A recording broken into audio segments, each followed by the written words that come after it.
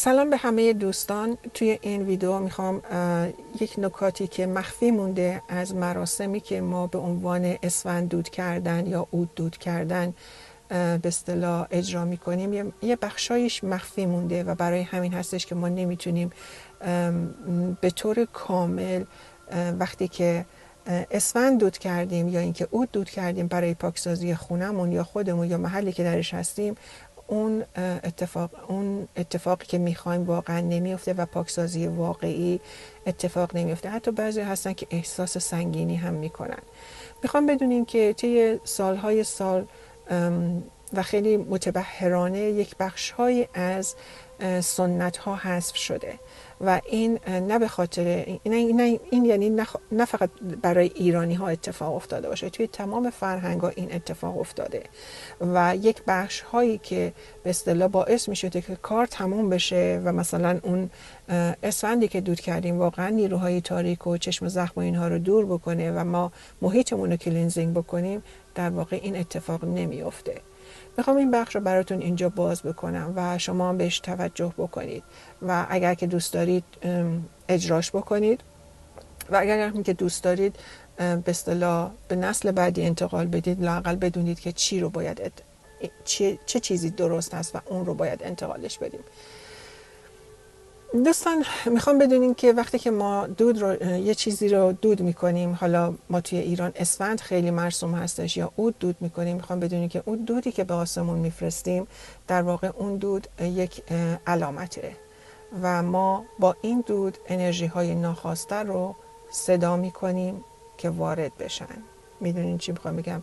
درهایی رو باز میکنیم که نباید باز بشه و این دود علامتی هستش که تمام انرژی های تاریکی به راحتی اون رو میبینن و اتفاقا متمرکز میشن و به سمت این دود حرکت میکنن و برای همین هستش که ما خیلی وقتا احساس سنگینی میکنیم. برای همین هستش که یک توصیه‌ای دارم و این چیزی هستش که مرسوم هستش توی فرهنگ های دیگه.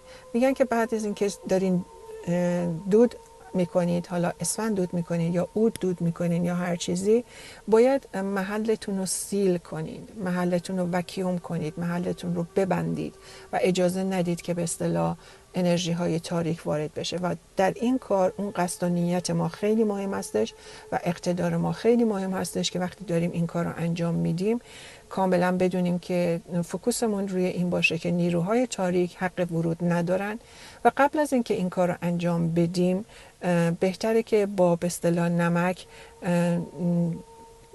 دور اطراف خونه، دور اطراف که معمولا این توی قدیم ها بوده و توی فنگ شوی هم ازش استفاده میشه که 4 گوشه خونه رو نمک میریزن و به اصطلاح لبه پنجره رو نمک میریزن و این نمک خودش در واقع عنصری هست بسیار بسیار قوی برای پاکسازی و میگن که باید قبل از اینکه دود میکنید کاملا وقتی که دارین نمک رو میریزین در اطراف پنجره، دم در خونه، دم در ورودی، نیت بکنید که هیچ موجود تاریکی، انتیتی تاریکی، انرژی تاریکی حق نداره از این مرز عبور بکنه و با این کار سیل انجام میدیم.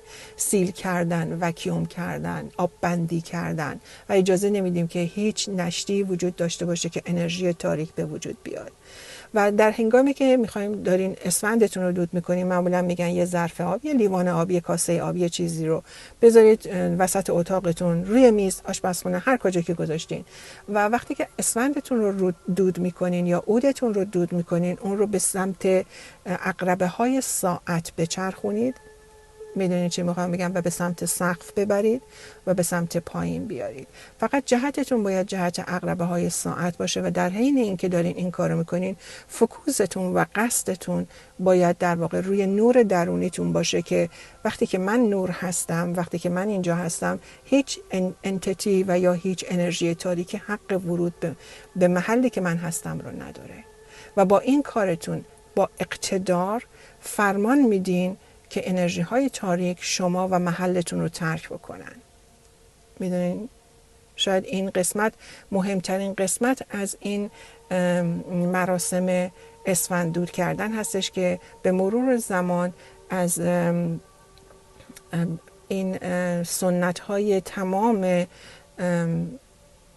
قبایل، تمام فرهنگ ها حذف شده و من هم خودم این رو میدونم که حذف شده. ما فقط دود میکنیم اسفند رو، ولی که دقت کنیم با این دود کردن در واقع فرکانس داریم میفرستیم که اینجا خبریه، هر کس هم که قرار نیست بیاد بیاد. میدونین چی میخوام بگم؟ و میخوام بدونین که ما در دورانی هستیم که داریم با نیروهای تاریکی که به شکل انرژی هستن و بسیار هم خطرناک هستن داریم کار میکنیم و برای همین هستش که محیط خودمون رو بسیار پاکیزه نگه داریم و کلینزینگ انجام بدیم و خودمون رو به طور دائم. و میخوام اینو بدونین که این کار یعنی پاکسازی خونه با عود یکی از قدیمی ترین و مؤثرترین پاکسازی ها هستش که امروزه الان به عنوان کارهای چیپ ممکنه به نظر بیاد. خیلی ها بوی گند اسفند میگن و نمیدونم چی و اینا. وقتی که کسایی همچین حرفایی رو میزنن، وقتی که وارد یه محلی بشن، بدونین که اون دود کردن شما واقعا کار کرده. بدونین چی میخوام بگم؟ برای همین هستش که به نظرم اومد اینو باهاتون در میون بذارم و بهش توجه بکنید. وقتی که دارین کار پاکسازی انجام میدید، کارتون رو تموم بکنید و اجازه بدین که فقط نور خودتون در خونه خودتون، در محلی که هستین، در محل کارتون، ماشینتون، هر جایی که هست، فقط نور خودتون وجود داشته باشه. واقعا ما به نیروها و انرژی های سنگینی که از طریق آدم های دیگه و از طریق به اصطلاح فکر و یا هر چیزی به سمت ما میاد، واقعا بهش احتیاج نداریم. برای همین هستش که اگر که دارین از اسفند و عود استفاده میکنین، حتما از یه ظرف آب استفاده بکنید که بذارید وسط حالا اتاق یا هر جایی روی میزتون.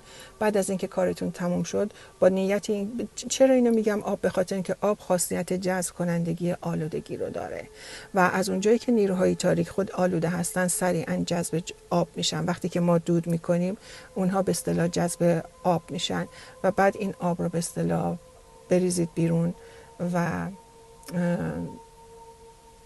از شرش خلاص بشید. برای همین فکر میکنم که این بخش که خیلی بخش مهمی هم هستش، خیلی مورد توجه نیستش. وقتی که کاری رو انجام میدین، تمومش بکنین. بعد اون وقت متوجه میشین که یک محیطی که فاقد نیروهای سنگین هستش، واقعا بودن درش چه احساسی رو داره.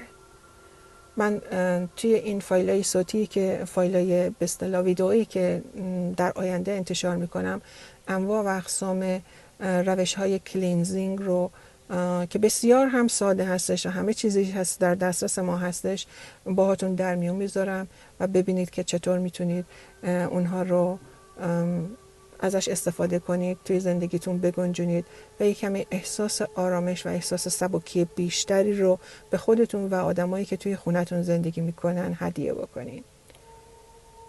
That's it. فکر میکنم همه اون چیزی که باید بگم رو گفتم. وقتتون خوش.